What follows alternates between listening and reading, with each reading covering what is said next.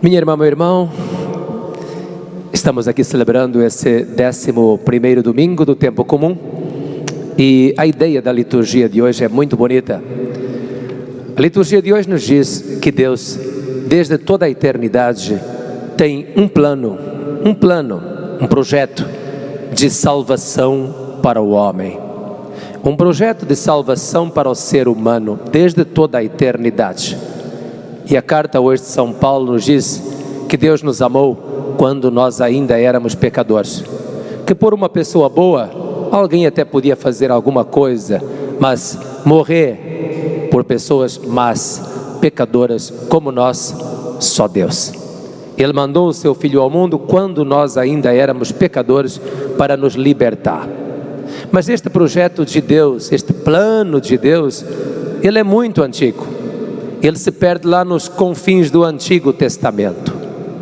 Quando Deus tirou o povo de Israel do Egito e o levou lá no Monte Sinai, Deus falou para Moisés: vocês estão deixando o Egito. O Egito não interessa mais. O Egito significa escravidão. O Egito significa morte. O Egito é passado. Agora vamos olhar para frente. Se vocês atentarem para aquilo que eu estou dizendo para vocês, cumprirem os meus mandamentos, eu vou fazer de vocês um povo especial. Eu vou fazer de vocês uma luz para todas as nações. Eu vou fazer de vocês um povo sacerdotal, um povo eleito, uma nação santa.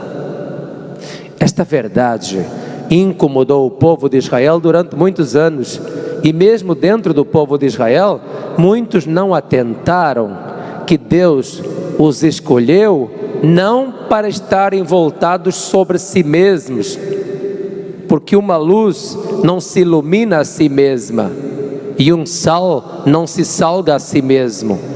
O povo de Israel foi escolhido para ser uma luz para as nações, um povo sacerdotal para fecundar o mundo, fecundar os outros povos, com a mensagem da verdade, da vida, do Deus verdadeiro.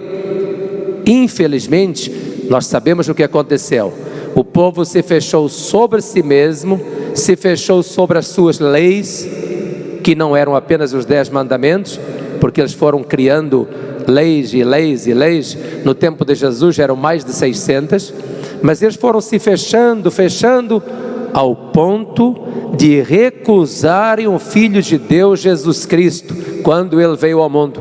Portanto, o povo de Israel não cumpriu a sua missão, que estava lá, clara, na visão de Moisés no Monte Sinai, quando Deus falou para ele o que desejava que fosse o povo dali para frente. Pois bem, quando Jesus veio ao mundo, enviado para nos salvar, ele tem uma expressão muito triste. Jesus olhou as multidões e compadeceu-se delas, porque estavam cansadas e abatidas como ovelhas sem pastor. Jesus olhou as multidões, cansadas, abatidas como ovelhas sem pastor. Este retrato, minha irmã, meu irmão, não é um retrato do passado. Esta fotografia é super atual. Você vê na televisão, você vê na rua, você vê nas grandes cidades, ovelhas sem pastor, cansadas, sem rumo, mandam ficar em casa por causa do Covid. Todo mundo sai para o shopping, todo mundo vai para a rua, parece que todo mundo ficou rico de um momento para o outro para gastar, não sabe direito o que faz da sua vida. Ovelhas abatidas, cansadas, perderam o sentido para a sua vida.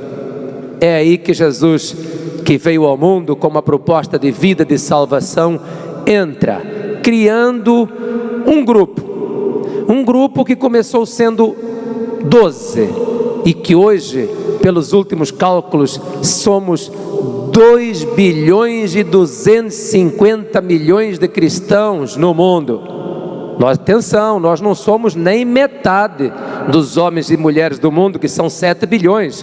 Nós somos 2,250 bilhões. entre católicos, evangélicos, das várias congregações, os batizados. Nós não somos só 12, mas paira sobre nós a mesma missão que Jesus deu aos 12 naquela época. Chamou os 12 e deu-lhes poder para expulsar os espíritos maus, para curar todo tipo de doença e enfermidade. Ide pelo caminho e anunciai: o reino dos céus está próximo. A missão desta gente que atende pelo nome de batizados, que somos todos nós que fomos escolhidos, Manuel, Joaquim, Michel, Antônio, Raimundo, Roberto, todos fomos chamados pelo nome, para fazermos parte desse time, sal da terra e luz do mundo. A luz para iluminar, o sal para salgar. Se o sal se estragar, não serve para mais nada. Nós não somos 7 bilhões de homens e mulheres, somos 2 bilhões 250 milhões. Mas presta atenção, minha irmã, meu irmão.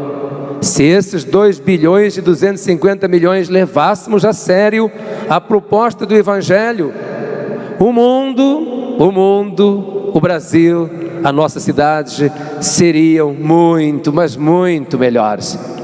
Essa missão que o povo de Israel teve e não cumpriu, é uma missão de resgatar a vida das pessoas, de colocar no coração das pessoas um sentido para a sua vida, de dizer a elas que são amadas por Deus, que são perdoadas por Deus, que a vida, mesmo com todo o sofrimento, tem sentido, que é gostoso viver uma vida de relacionamento com Deus e com os irmãos, expulsando os espíritos maus, que hoje são os mais variados possíveis, e que atendem às vezes pelo nome de depressão e tantas outras doenças que caíram sobre o ser humano no século XX e século XXI, ressuscitando as pessoas, porque hoje na rua nós encontramos os mortos-vivos, pessoas que acham que estão vivas para lá e para cá, mas na verdade estão mortas.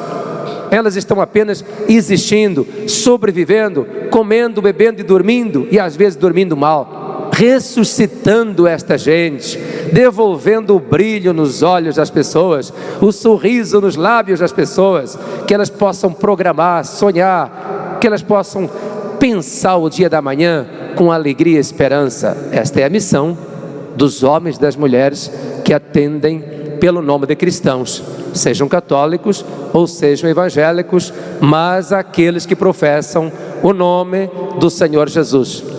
Se nós recuarmos, o mal avança, porque não é o mal que ganha, minha irmã, meu irmão, é o bem que perde.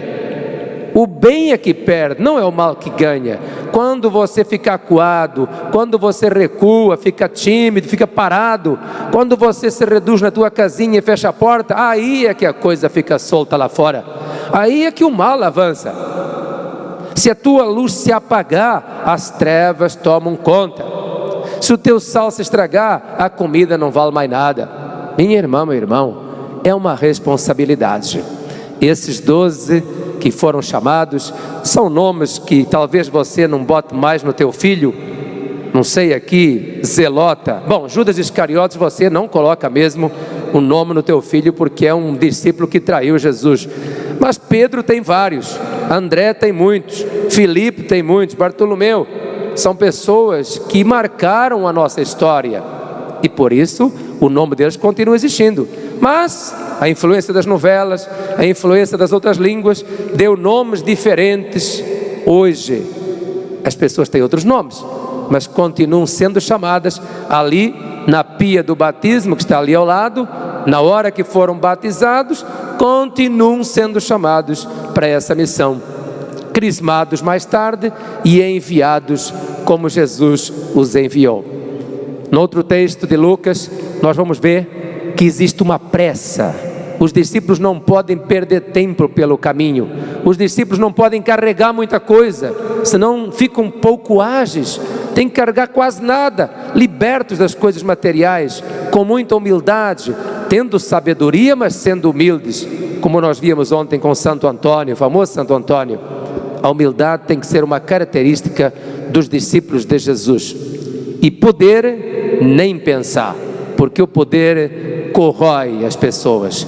O ter, nem pensar, porque o ter acaba com a vida das pessoas. Pessoas livres e soltas, ágeis, portadoras do Espírito que tudo renova. Essa é a missão da igreja, que vai pôr em prática o plano de salvação que Deus tem para o mundo desde toda a eternidade. Amém?